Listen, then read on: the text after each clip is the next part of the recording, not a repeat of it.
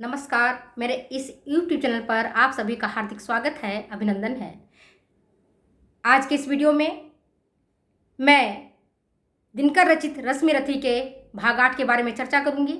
पिछले वीडियो में हमने देखा था कि जब कृपाचार्य कर्ण से उसकी जाति के बारे में पूछते हैं तो वह तिलमिला जाता है, व्यथित हो जाता है, दुखी हो जाता है, उदास हो जाता है और क्रोध से भर जाता है। फिर वह कृपाचार्य को कहता है कि भले ही मैं सारथी का पुत्र हूँ, मगर ये बताइए कि अर्जुन के पिता कौन थे। इतने से उसका गुस्सा शांत नहीं होता है और आगे वह कृपाचार्य को खरी खोटी सुनाता है।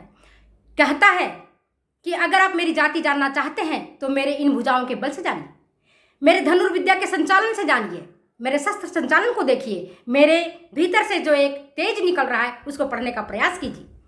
अगर आप मेरी जाति जानना चाहते हैं तो मैं अभी भी अर्जुन को ललकारता हूं कि इस राजपुत्र के कर से, कर मीन्स हाथ, कर से तीर और कमान छीन लूंगा और अपनी महाजाति का प्रमाण दूंगा।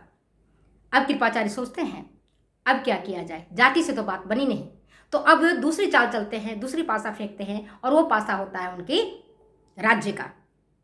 अब देखते हैं, कृपाचार्य कहते हैं कि हे वीर युवक, अगर तुम्हें अर्जुन से लड़े बिना कोई अकाज हो रहा हो, कोई हानि हो रही हो, कोई नुकसान हो रहा हो, तो सबसे पहले तुम्हें राज्य अर्जित करना चाहिए, क्योंकि अर्जुन राजकुमार है और तुम जैसे ऐरो गैरों से युद्ध ये नहीं करेगा, द्वंद्व युद्ध तुमसे नहीं करेगा। अब जैसे ही कर्ण के कानों में राज्य शब्द पड़ता है कि तुम्हें पहले राज्य अर्जित करना चाहिए, तो देखते हैं आगे की कहानी क्या होता है। कर्णहत प्रभुआ तनिक मन ही मन कुछ भरमाया, सहन सकास अन्याय सुयोधन बढ़कर आगे आया।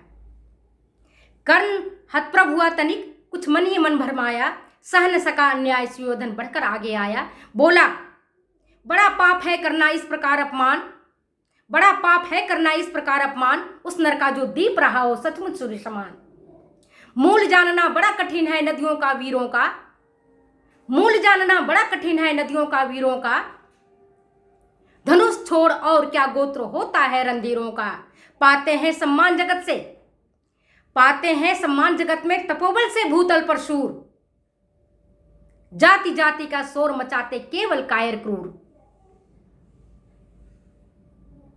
जाति जाति का शोर मचाते केवल कायर क्रूर। किसने देखा नहीं, किसने देखा नहीं, कर्ण जब निकल भीड़ से आया, अनायास आतंक एक संपूर्ण सभा पर छाया। कर्ण भले ही सूत पुत्र हो, कर्ण भले ही सूत पुत्र हो, अथवा स्वपत चमार, मलिन मगर इसके आगे हैं सारे राजकुमार। भावार्थ बताती हूं कि जैसे ही कर्ण के कानों में राज्य अर्जित करने की बात आती है, कर्ण थोड़ा विस्मित हो जाता है, प्रभ हो जाता है। अब सोचता है कि अब हमें क्या करना चाहिए, भरमा जाता है। तभी सुयोधन आगे बढ़ता है, आगे आता है। सुयोधन जिसे आगे चल करके संपूर्ण महाभारत में उसे दुर्योधन के नाम से पुकारा गया है, दुर्योधन के नाम से संबोधित किया गया है, वह इस अन्याय को सहन नहीं कर पाता है, आगे आता है और आगे बढ़ करके बोलता है कि इस प्रकार जो अपमान कर रहे हो वह अपमान करना सही नहीं है, कि उस नर का जो वास्तव में सूर्य के समान जिसमें तेज है, जिसमें अद्भुत धनुर्विद्या का गुण है, उसको आप इस तरह से जो अपमान कर रहे हैं, अपमान करना सही नहीं है। आगे वो कहता है मूल जानना बड़ा कठिन है नदियों का वीरों का, नदी का और वीर का उद्गम स्थान कौन सा है, स्रोत कौन सा है, कहां से निकल रही है, इसका स्रोत जानना बड़ा मुश्किल है, आसान काम नहीं होता है।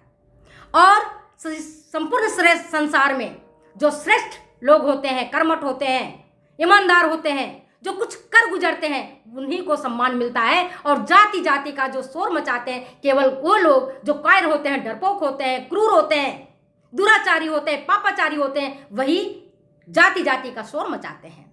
आगे कहता है, आगे सुयोधन बोलता है किसने देखा नहीं, किसने देखा नहीं, कर्ण जब निकल भीड़ से आया, अनायास आतंक एक संपूर्ण सभा पर छाया।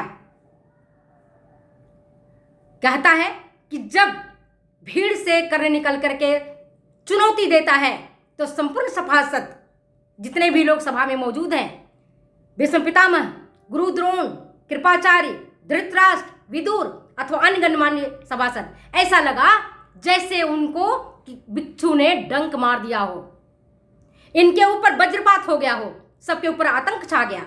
वो यही सोच रहे थे कि कौरव राजकुमारों से श्रेष्ठ तो कोई हो ही नहीं सकता, हमारा अर्जुन सब सर्वश्रेष्ठ धनुर्धर तो इस संसार में कोई है ही नहीं, मेरे गदाधर भीम के जैसा कोई बलशाली यहाँ नहीं है। लेकिन जब कर्ण सबको चुनौती देता है तो सब आतंकित हो जाते हैं, सबके ऊपर आतंक छा जाता है। वही कहता है, किसने देखा नहीं कर्ण जब निकल भीड़ से आया, अनायास आतंक एक संपूर्ण सभा पर छाया। आगे कहता है, कर्ण भले ही सूत पुत्र हो, कर्ण भले ही सूत पुत्र हो अथवा स्वपचमार, मलिन मगर इसके आगे हैं सारे राजकुमार। सुयोधन कहता है कि भले ही कर्ण सारथी का पुत्र हो, रथ हाँकने वाला का बेटा हो, भंगी हो, चमार हो, भील हो अथवा अन्य नीच से नीच जाति का हो, लेकिन इसके आगे संपूर्ण राजकुमार जितने भी हैं सबके सब मलिन दिख रहे हैं, सबके सब धूमिल दिख रहे हैं, और एक जो तेज इसके भीतर से प्रकट हो रहा है वह उससे सभी आतंकित हैं। अगर ये वीडियो आपको अच्छी लगती हो तो प्लीज़ शेयर करें, कमेंट करें, सब्सक्राइब करें। इसकी कहानी को फिर हम आगे अगले वीडियो में बढ़ाते हैं। तब तक के लिए जाने की इजाज़त दीजिए। थैंक यू, नमस्कार।